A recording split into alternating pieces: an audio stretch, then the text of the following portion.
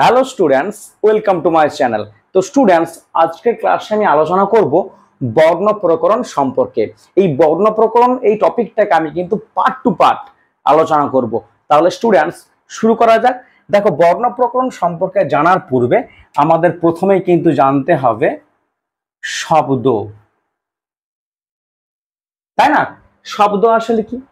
আমাদের মনের ভাব প্রকাশের প্রধান বাহন হলো শব্দ, বা বলতে পারি বাকযন্ত্রের সাহায্যে কোনো রকম বাধাপ্রাপ্ত না হয়ে মুখগহ্বরের ভেতর থেকে যা উচ্চারিত হয় তাকে কিন্তু ধ্বনি বলা হয়।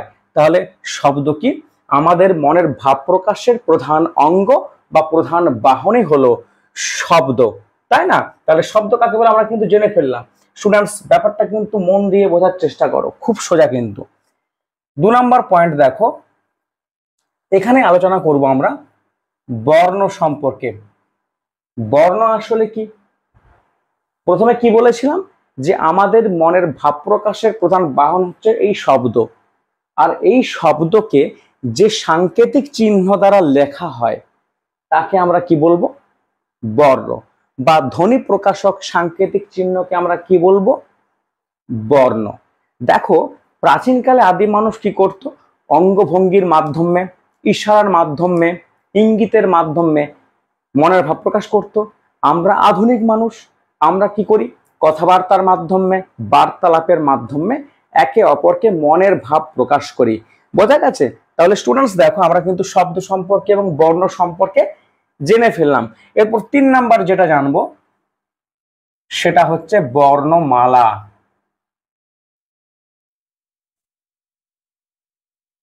সেটা কি? বর্ণমালা। বর্ণমালা আসলে কি? অনেকগুলি বর্ণ যেখানে একত্রে মাল্লাকারে সুসজ্জিত থাকে তাকে কিন্তু আমরা বর্ণমালা বলবো। আমরা যেমন বাংলা ভাষায় বর্ণমালা পড়েছি, ইংরেজি ভাষায় আলফাবেটস পড়েছি, তেমনি সংস্কৃত ভাষারও কিন্তু একটা বর্ণমালা রয়েছে, তাই না? এই যে সংস্কৃত ভাষার যে বর্ণমালা, এটা কিন্তু 2 রকম বর্ণ দিয়ে গঠিত। প্রথমটা কি? প্রথম হচ্ছে স্বরবর্ণ, আর দ্বিতীয় হচ্ছে ব্যঞ্জন বর্ণ। তাহলে স্টুডেন্টস কি জানলাম? যে সংস্কৃত ভাষার বর্ণমালা 2 প্রকার বর্ণ দিয়ে গঠিত, এক হচ্ছে স্বরবর্ণ, 2 হচ্ছে ব্যঞ্জন বর্ণ। তো স্টুডেন্টস, আজকের ক্লাসে আমি আলোচনা করব স্বরবর্ণ সম্পর্কে। তাহলে স্টুডেন্টস শুরু করা যাক। তাহলে এখানে পয়েন্ট করলাম স্বরবর্ণ।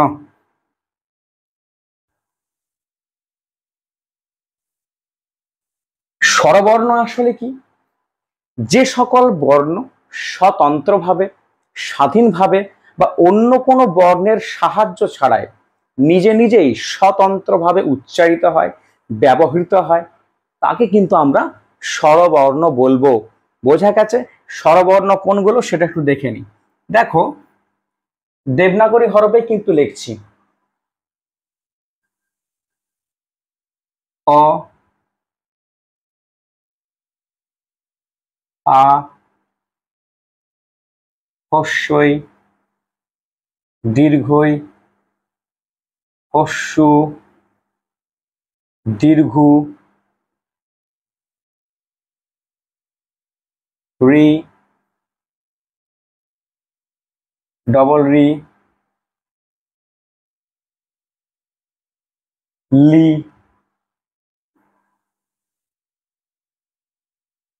এ, ওই, ও,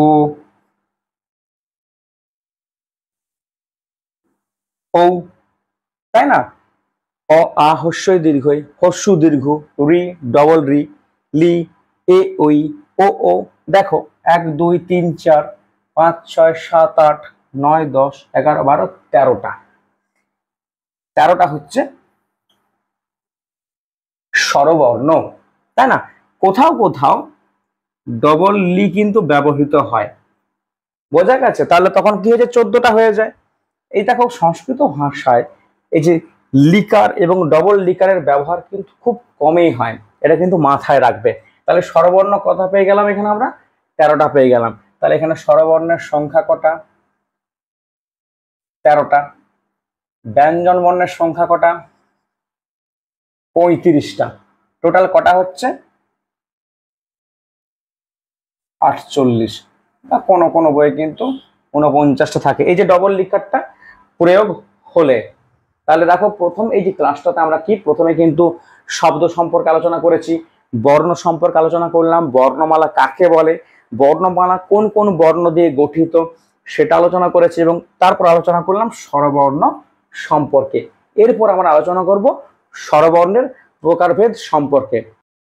দেখো এই যে স্বরবর্ণ 3 প্রকার বা 3 ভাগে বিভক্ত। প্রথমে কি? হ্রস্বস্বর।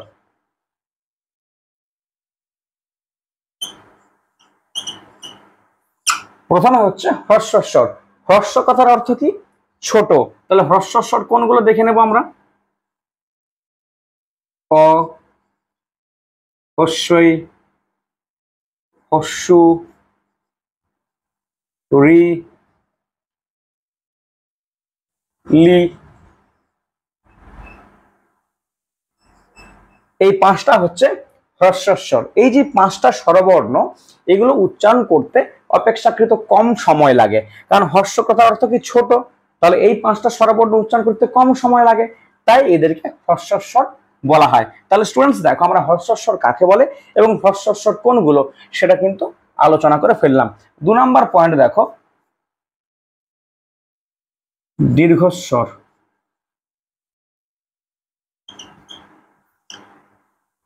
দীর্ঘ কথার অর্থ কি? লম্বা, তাই না? তাহলে দীর্ঘস্বর কোনগুলো হবে? হ্রস্বস্বরের বিপরীত গুলো, তাই না? আ, দীর্ঘই, দীর্ঘু, ডবল রি, এ, ওই, ও, ও। এই 8টি স্বরবর্ণ হ্রস্বস্বর অপেক্ষা উচ্চারণ করতে অধিক সময় লাগে, কারণ দীর্ঘ শব্দের অর্থ কি? লম্বা। তাহলে এই 8টা হচ্ছে দীর্ঘস্বর। তাহলে স্টুডেন্টস খুব সোজা, কিন্তু তোমরা কিন্তু মন দিয়ে ক্লাসটা দেখো। তারপর দেখো 3 নাম্বার, প্লুতস্বর।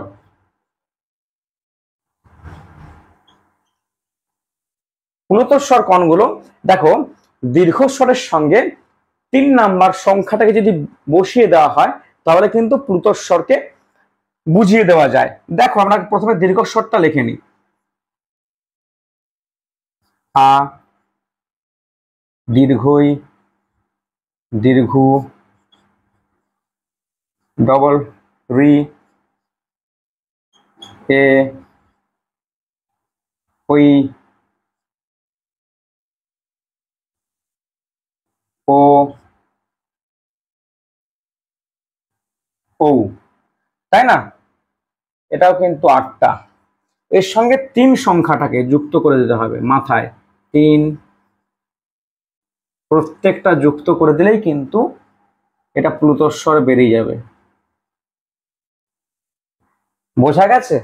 আবার বলা হয় যে হ্রস্বস্বর দীর্ঘস্বর একসঙ্গে যখন অনেক সময় ধরে উচ্চারিত হয় তখন কিন্তু তাদের প্লুতস্বর বলা হয়। তাহলে স্টুডেন্টস দেখো আজকের ক্লাসে আমি কিন্তু হ্রস্বস্বর, দীর্ঘস্বর, প্লুতস্বর, প্রথমে কি বলেছি, বর্ণ কাকে বলে, শব্দ কাকে বলে, বর্ণমালা কাকে বলে, কতগুলো স্বরবর্ণ, কতগুলো ব্যঞ্জন বর্ণ, এই পুরো একদম যে ইন্ট্রোডাকশন ক্লাসটা সেটা কিন্তু ডিটেলে আলোচনা করেছি। তোমাদের কোনো অসুবিধাই হবে না। তোমাদের কাজ কি হবে? মন দিয়ে খাতা পেন নিয়ে বসে ক্লাসটা করতে হবে, মন দিয়ে পড়াশোনা করতে হবে। দেখো মুখস্থ বিদ্যা করলে কিন্তু চলবে না। দেখো তুমি যদি মুখস্থ করো একটা টপিককে, সেই টপিকটা তোমার 7 দিন বড় যে মনে থাকবে, 10 দিন মুখস্থ থাকবে, তারপরে কিন্তু তুমি ভুলে যাবে। তাহলে এই যে বিষয়গুলোকে, টপিকগুলোকে কি করতে হবে? আত্মস্থ করতে হবে, কনসেপ্ট ক্লিয়ার রাখতে হবে, মন দিয়ে পড়াশোনা করতে হবে। তাহলে স্টুডেন্টস আজকের মতো এখানে, পরে ক্লাসে আবার নতুন টপিক নিয়ে আমি হাজির হব।